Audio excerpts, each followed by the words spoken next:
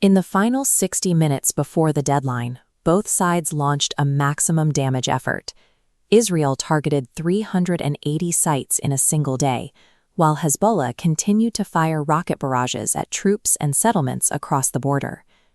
The preceding weeks of bombardment drove close to 2 million people from their homes, triggering a displacement crisis that has forced families into makeshift camps and sleeping on city streets. This exodus was driven by the destruction of residential infrastructure. In southern Lebanon and the capital, multi-story buildings were reduced to skeletal remains, leaving whole neighborhoods uninhabitable. Then, the clock struck the deadline. A 10-day ceasefire technically came into effect, bringing a sudden, quiet halt to the strikes. This abrupt shift didn't resolve the tension. It created a contradictory reality for the populations on either side of the border, where the same silence was interpreted in two very different ways. In the skies above Beirut, celebratory fireworks erupted. For the displaced families sleeping in waterfront tents, the truce offered an immediate, visceral sense of relief after weeks of constant bombardment. Just miles away in northern Israel, the mood was one of deep frustration. Residents of border towns like Kiryat Shmona expected the military to fully eliminate the rocket threat, yet they watched as projectiles continued to fall right up until the ceasefire began. This data from a Channel 12 poll illustrates the domestic backlash in Israel.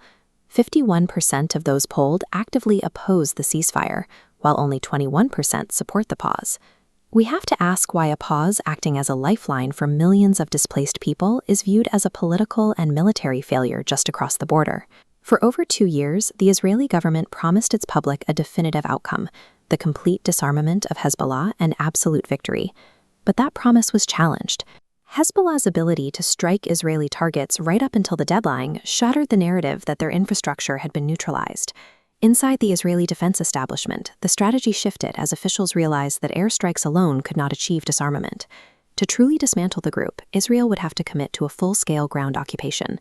However, the military faces severe constraints, fueled by decades of traumatic experience with previous wars in Lebanon. This, combined with current shortages in combat units and a strained military budget, made a long-term occupation physically and politically unfeasible. The ceasefire reflects the physical limits of the Israeli military apparatus, rather than a diplomatic resolution to the underlying conflict. The immediate catalyst for the pause was external, a sudden announcement from Donald Trump on social media that essentially forced the timeline. Prime Minister Netanyahu found himself cornered. He had to balance pressure from the incoming U.S. administration against an exhausted military and a voter base that feels the job in Lebanon remains unfinished. To manage the fallout, Netanyahu is attempting to shift the burden of security. He demands that the Lebanese government and its national army take responsibility for disarming Hezbollah, a task the IDF could not complete through force alone. This strategy mirrors the West Bank. The goal is a security coordination model where local forces maintain order, allowing Israel to withdraw while retaining operational freedom. This model also targets Iran's proxy networks and neutralizes the political influence of foreign powers like France within Lebanon. Ultimately, this ceasefire functions as a mechanism for political maneuvering by leaders who are currently out of military options. On the ground in Beirut, the initial celebrations have settled into a nervous quiet. Despite the truce, millions are effectively in a holding pattern. Both Hezbollah and the Amal movement have issued cautious directives, telling their supporters to remain patient and avoid returning to their homes in the south until the durability of the pause is confirmed. This caution stems from history. The region is defined by a long cycle of truces that are signed, celebrated, and then discarded as soon as political or military objectives shift.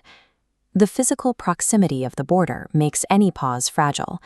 Hillside villages and agricultural fields are separated by a thin security line, keeping opposing forces within sight of each other. This 10-day agreement is a product of military exhaustion and external political pressure. It provides a temporary silence, but it does not address the core underlying grievances that fueled the fighting. While the strikes have stopped for now, millions of civilians remain in a state of limbo. Their situation shows that military force has clear limits when it comes to resolving deep-seated political deadlocks.